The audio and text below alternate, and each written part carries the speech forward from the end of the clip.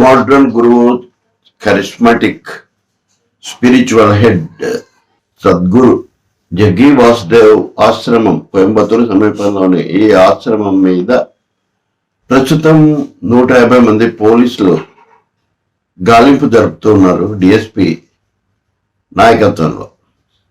అసలు ఆశ్రమంలో ఎవరెవరు ఉన్నారు, ఎలాంటి పరిస్థితులు ఉన్నాయి, వాళ్ళ అభిప్రాయాలు ప్రశ్నలు వేసి తెలుసుకోవాలని చెప్పి మద్రాసు హైకోర్టు ఆదేశాల మేరకు వీళ్ళు అక్కడికి తనిఖీకి వెళ్ళారు.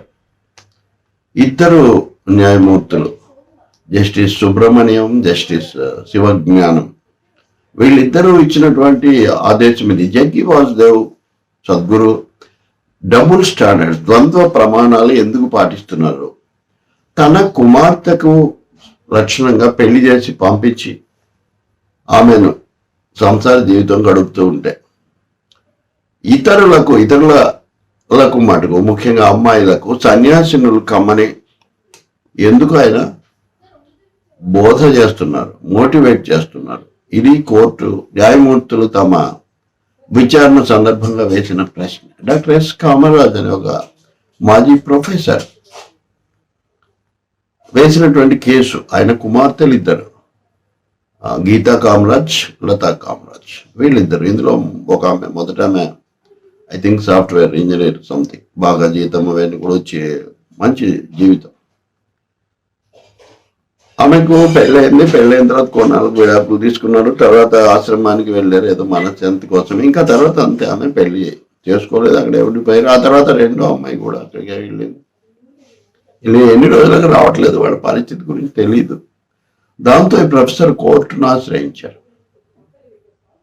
ఏంటిది, ఆయన ఇలా చేయటం ఏంటి, అమ్మాయిలను అక్కడ అడ్డు పెట్టుకొని వాళ్ళని పెళ్లి నుంచి విముఖులు ఎందుకు చేస్తున్నారు, తన కుమార్తెగా అయితే చేస్తారు అని ఆయన వాదించారు. న్యాయమూర్తులు కూడా ఈ వాదం ఏకీభవించి ఎందుకు ఇలా జరుగుతుంది అని కూడా ప్రశ్నించారు. ఇదే కాకుండా ఈ ఆశ్రమంలో ఇటీవల కాలంలో అనేక వార్తలు వచ్చాయి. కొన్ని అక్రమాలు లేకపోతే ఆరోపణలు వచ్చాయి. వాటి మీద కూడా పెద్ద లోతైనది ఏమీ జరగలేదు. అందుకనే చాలా సందేహాలు ఉన్నాయి. వీటిని వృత్తి చేయాల్సిన అవసరం ఉందని చెప్పి కూడా కోర్టు భావించింది. దాంతో పోలీసులను మీరు వెళ్ళి అక్కడ గాలింపు జరిపి అక్కడ అసలు పరిస్థితులు ఏంటి, లోకల్గా స్థానికంగా ఉన్నవాళ్ళు ఏమంటున్నారు, ఆశ్రమ వాసులు వాళ్ళ అభిప్రాయాలు తెలుసుకొని వచ్చి మాకు చెప్పండి. అంటే ఆశ్రమం తరఫున వాదించిన లాయర్న సహజంగా వాళ్ళు స్వచ్ఛందంగా ఉన్నారు, మాకేం సంబంధం లేదు ఈ పద్ధతిలో చెప్పారు కదా. కానీ వాట్ ఈస్ హ్యాపెనింగ్ ఇన్సైడ్, అంతర్గతంగా ఏం జరుగుతుంది మాకు కావాలని. ఇలాంటి ప్రశ్నలు, ఇలాంటి సమస్యలు మనం పుట్టపర్తి సాయిబాబా ఆశ్రమంలో ఒకప్పుడు చూసాము, ఇంకా చాలా చోట్ల చూసాము. తాజాగా చెప్పాలంటే డేరా సచ్చ తెలుసు కదా, రామ్ రహీం అంటారు. పంజాబ్ హర్యానాలో ముఖ్యంగా ఆయన ప్రభావం చాలా ఎక్కువ. చాలా ఘోరమైన ఆరోపణలు, అత్యాచారాలు, ఇలాంటి వాటి మధ్యలో అప్పుడు ఆచారం బాపు, అలాగే డేరా సచ్చ ఇలాంటి వాళ్ళను అప్పుడు అరెస్ట్ చేశారు, కేసులు లోపలే ఉన్నారు. కానీ సరిగ్గా హర్యానా ఎన్నికలు జరుగుతున్న సమయంలో ఆయన విడుదల చేశారు. అఫ్కోర్స్ ఈ కేసు వేరు. కానీ ఈ స్వాములు, సన్యాసులు, సాధువులు లేదా ఆధ్యాత్మిక కేంద్రాలుగా ఉండాల్సిన చోట కూడా ఇలాంటి ఆరోపణలు రావటం చాలా ఇబ్బందికరమైన పరిస్థితికి దారితీస్తుంది. సద్గురు మిగతా వాళ్ళతో పోలిస్తే కొంచెం జాతగా లౌక్యంగా ఉంటారు, కానీ వివాదాలు ఏం తక్కువ కాదు. ఇప్పుడు ఇది ఇంకా అన్నిటికంటే తీవ్రమైంది. మరి పోలీసులు అక్కడికి వెళ్ళొచ్చి ఏం చెప్తారు? వాళ్ళు మేము తెలుసుకోవడానికే వచ్చాము, పరిశీలించడానికే వచ్చామని డిఎస్పీ చెప్పారు.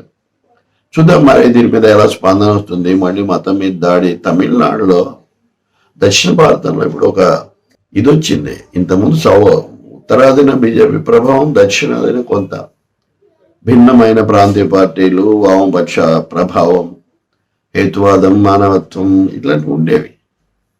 ఇప్పుడు ఎన్డీఏ ఏర్పడిన తర్వాత, ఏపీలో కూడా వచ్చాక, కర్ణాటకలో సరే ఓ పెద్ద ప్రయత్నం చేస్తున్నారు వాళ్ళు చొరబడ్డానికి. తమిళనాడులో ముఖ్యంగా సనాతన ధర్మం వ్యతిరేకం. ఇప్పుడు పవన్ కళ్యాణ్ తిరుపతి మెట్లు ఎక్కుతున్నారు, ఆయన పూర్తిగా సనాతన ధర్మం అంటారు. తమిళనాడులో ఉప ముఖ్యమంత్రిగా ఉన్న ఉదయనిధి స్టాలిన్ సనాతన ధర్మం కాలం చెల్లిపోయింది, సంస్కరణలు కావాలని ఆయన చెప్తుంటే, సమధర్మం కావాలని ఉప ముఖ్యమంత్రిగా ఉన్న పవన్ కళ్యాణ్ ఇలా చెప్తున్నారు. కాబట్టి రెండు శక్తుల మధ్య, రెండు వాదనల మధ్య ఒక ఘర్షణ జరుగుతుంది దక్షిణ భారతంలో. ఎలా ఉంటుందో మనం చూడాలి.